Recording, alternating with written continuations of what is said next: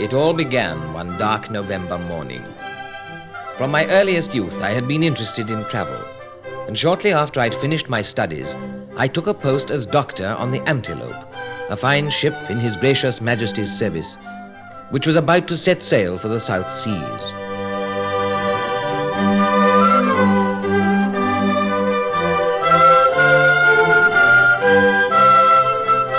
Just after we left Talalal, a little port where we'd taken on a cargo of spices, we came into the terrible zone of the winds, and very soon we were rolling in high seas, lashed by a furious wind. We only needed this fog to make us feel at home. It's as bad as London. Hurry! To starboard! The cursed wind's going to throw us straight under that reef. We'll have to try and get around it somehow. All hands on deck! All hands on deck! All in the mainsail! All in the mainsail! All in the topsail! All in the topsail! Hard to port! Captain, the mizzenmast is down. Captain, the howl's full of water. Oh, lower the boats. Lower the boats! Quick there, pour oil on the sea. Our only hope.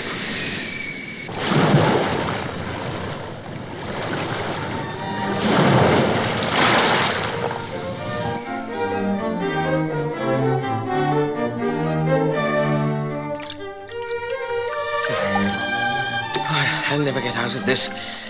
I'm exhausted. The ship turned over on us. My friend's gone down.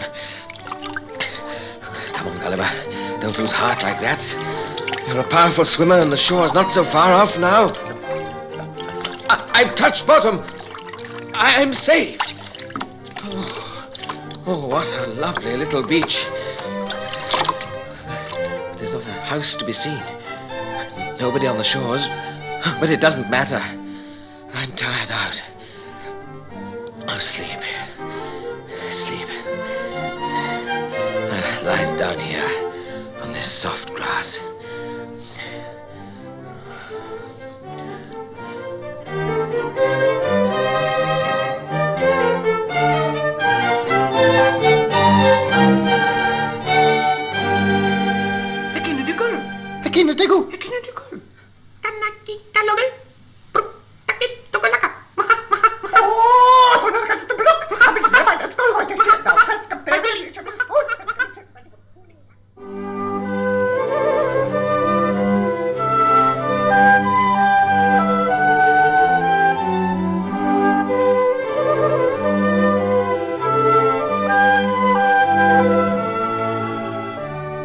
Without knowing it, I had come ashore on the land of Lilliput, a tiny little kingdom where the men are no more than a few inches tall. Later, when I had learned this people's language, I found out just how astonished everyone had been when I made my sudden arrival. Father, look over there. A mountain has come out of the sea during the night. Oh, a mountain. Great heavens, what will we do with a mountain like that in our little kingdom? Father Crookton! Yes, dear? I've just walked right round the mountain. Right round. Right round? Oh, it was a long walk. There's something very funny about it. Funny? It looks a bit like us, and every now and then it moves. Moves? Oh, quite extraordinary. What sort of animal do you think it could be? Well, I've sent for Professor Acatinois. He's sure to know. Oh. Here he comes. Yes, he comes. Let me see. What's this strange thing that's been discovered? Oh, but it's very high. Well, at first glance, I'd say, I'll even state that it's a very interesting discovery. You are in the presence of a species which is rapidly becoming extinct. This species is known as man. You all know that in our language, man means a degenerate being. Notice the various stages of this degeneration. The limbs have become fat and long. The head is far too big for the small brain it contains. Yes, these creatures who used to exist thousands of years ago left the Earth to go to the moon. This must be a fossil which has been preserved by accident and thrown up on our shore by last night's storm. Professor, it's moving. My friends, if this creature's alive, you must watch out for the most terrible catastrophes. They're a terrible race. You must fix him to the ground quickly before he wakes up. Hold in that rope there. A little more over here. Give me a little bit of that rope, please. Please, now heave.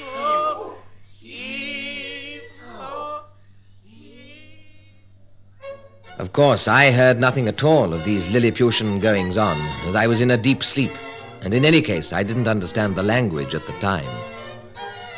When I awoke, I found myself trussed up like a turkey and firmly fixed to the ground.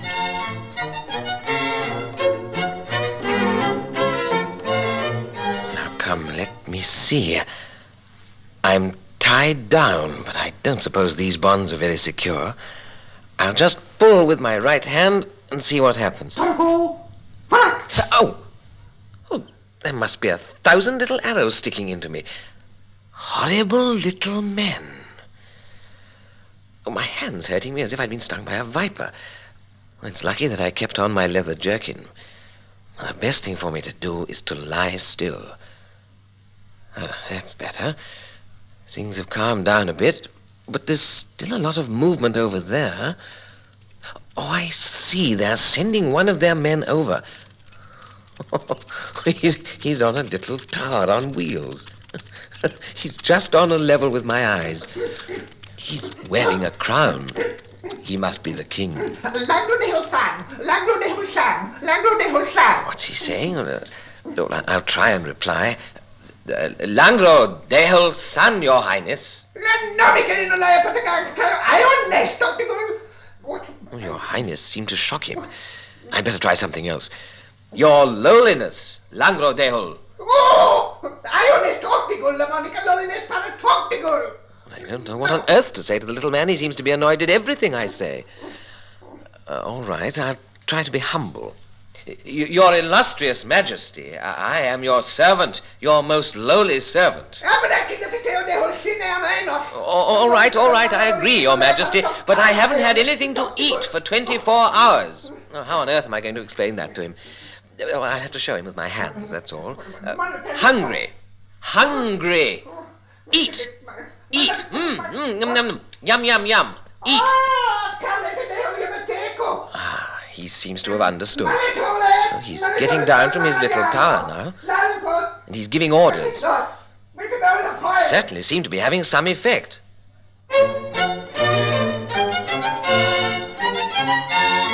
From what I heard later, my first meal in Lilliput was something that the people will never forget.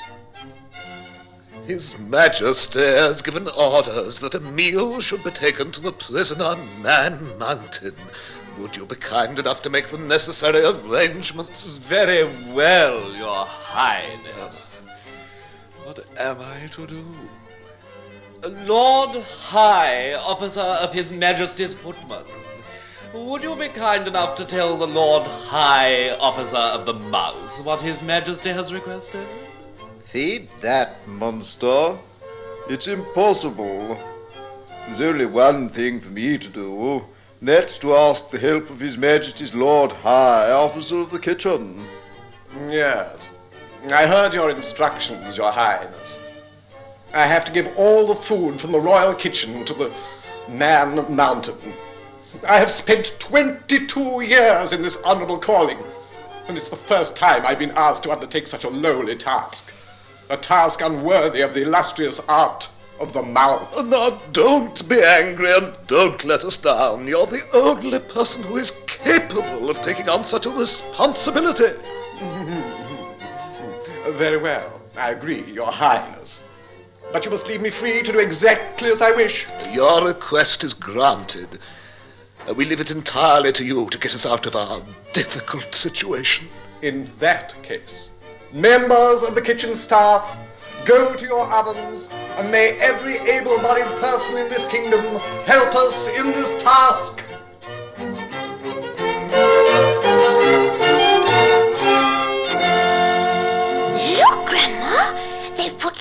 scissors against his shoulder, and there's a chain of people bringing the baskets of food. Do you know that's the 500th leg of lamb he's eating? Oh, it's not possible. How can you feed such a monster? Be careful there, for heaven's sake, don't spill the kidney beans. Oh, the monster's thirsty. But bring up more barrels of wine. 1, 2, 3, 4, 5. Oh, what a throat he's got. I'm sure he could swallow the sea. Let me see. 500 legs of lamb at 3 an arpa each. That makes 1,500 an arpa. 1 cartload of lettuce, 60 an arpa. 120 small loaves, 40 an arpa. 5 barrels of wine, that makes 900 an arpa. So altogether we have 1,500, 1,560, 1,600, 2,500. 2,500 an arpa? Oh, I must have made a mistake. No, I was right. 2,500 an arpa. Great top how! This man's a bottomless pit. He's going to ruin us. Oh, we must hold a state council right away.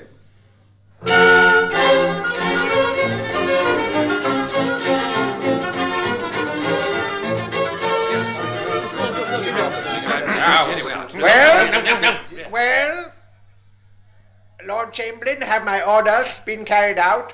Yes, Your Majesty, we have poured a sleeping draught into the prisoner's wine. Good. Is he firmly fixed now? Oh, yes, Your Majesty. The master blacksmiths in the capital have made 91 chains, and they fixed these to the prisoner's legs.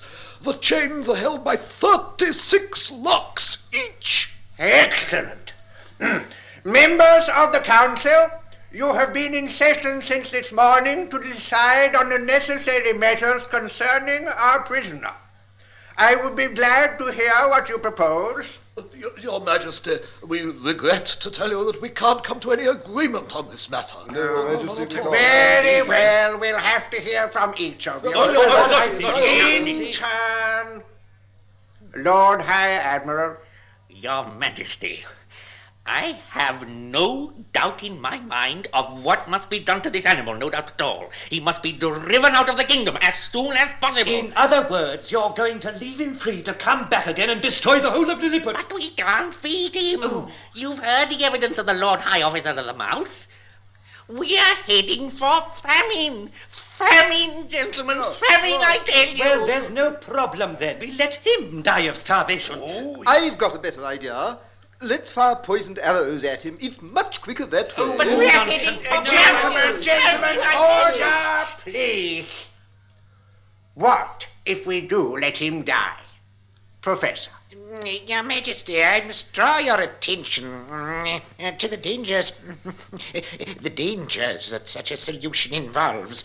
Such a big corpse could be very embarrassing, and we couldn't bury it, and the risk of disease would be very great. Let's throw him into the sea. You know perfectly well that the tide would simply bring him back again. Well, that's what you say. Well, the situation seems very difficult. Your Majesty. What is it, Lord High Chamberlain? The officer who's in charge of the guard set over the Man Mountain wants to make his report. Let him come forward.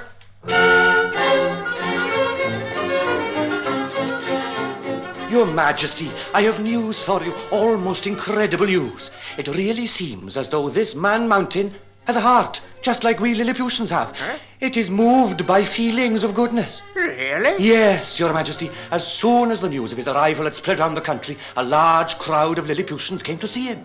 In spite of all my guards, a number of foolhardy men managed to climb right up on his nose.